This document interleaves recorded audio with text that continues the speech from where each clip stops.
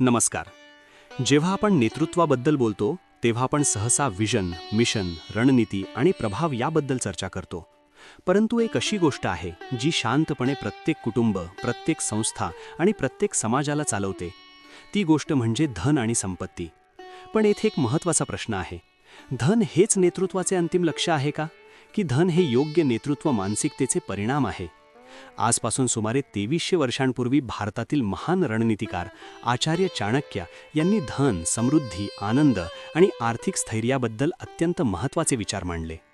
चाणक्य हे केवळ सम्राट चंद्रगुप्त मौर्यांचे गुरु नव्हते, तर ते अर्थशास्त्र या महान ग्रंथाचे लेखक होते. या ग्रंथात अर्थव्यवस्था, प्रशासन, नेतृत्व आणि शासन यांचे सखोल तत्त्वज्ञान सांगितले आहे. चाणक्यांचा संदेश अत्यंत स्पष्ट होता.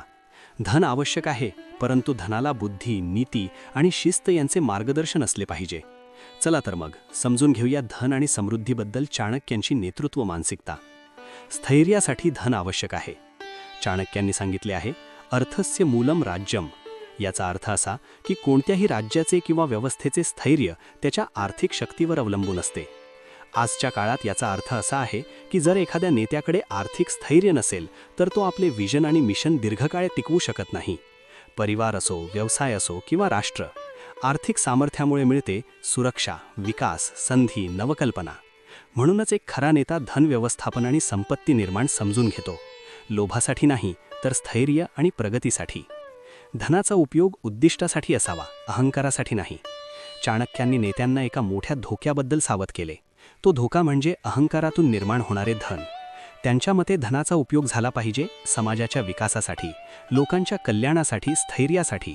जर धन केवळ अहंकार आणि विलासिता यासाठी वापरले गेले तर नेतृत्व कमजोर होते.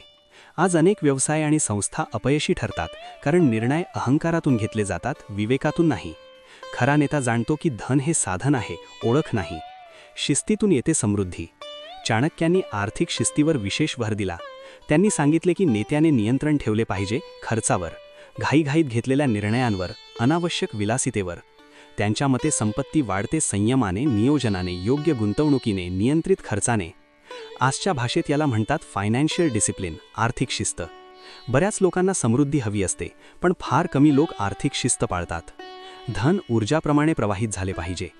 चाणक्यांनी एक महत्त्वाचा आर्थिक सिद्धांत सांगितला. धन प्रवाहात राहिले पाहिजे. जेव्हा धन वापरले जाते व्यापारात, रोजगार निर्मितीत, उद्योगांमध्ये, नवकल्पनांमध्ये, तेव्हा समाजात समृद्धी वाढते. पण जर धन फक्त साठवून ठेवले आणि वापरले नाही तर विकास थांबतो.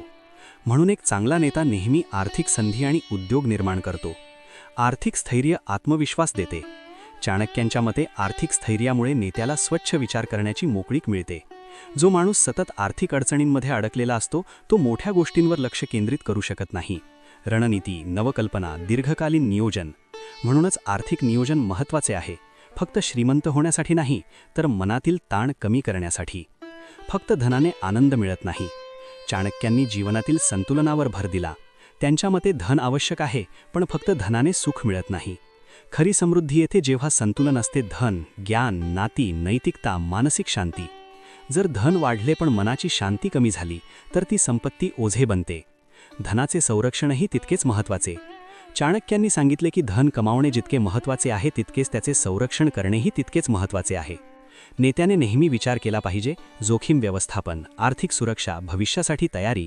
आजच्या भाषेत याला म्हणतात आर्थिक नियोजन, गुंतवणुकीचे विविधीकरण, संकट व्यवस्थापन. धनाचा योग्य उपयोग वारसा निर्माण करतो. चाणक्यांच्या मते धनाची खरी ताकद म्हणजे त्याचा समाजावर होणारा प्रभाव. नेत्याने धनाचा उपयोग केला पाहिजे संस्था उभारण्यासाठी, रोजगार निर्मितीसाठी, समाजाच्या विकासासाठी, ज्ञानाच्या प्रसारासाठी.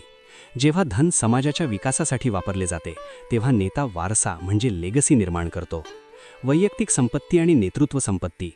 चाणक्यांनी संपत्तीचे 2 प्रकार सांगितले, वैयक्तिक संपत्ती, नेतृत्व संपत्ती. वैयक्तिक संपत्ती म्हणजे जी आपण स्वतःसाठी कमावतो. नेतृत्व संपत्ती म्हणजे जी आपण इतरांसाठी निर्माण करतो. महान नेते नेहमी नेतृत्व संपत्तीवर लक्ष केंद्रित करतात. समृद्धीची सुरुवात मानसिकतेतून होते. शेवटी चाणक्य म्हणतात, समृद्धीची सुरुवात मानसिकतेतून होते. भीती आणि अभावाची मानसिकता संधी रोखते. नेतृत्व मानसिकता संधी निर्माण करते. अनुयायी विचार करतात पैसे कसे कमवायचे, पण नेते विचार करतात मूल्य कसे निर्माण करायचे. आणि जेव्हा मूल्य निर्माण होते तेव्हा पैसा आपोआप येतो. चाणक्यांची शिकवण आपल्याला एक मोठा धडा देते.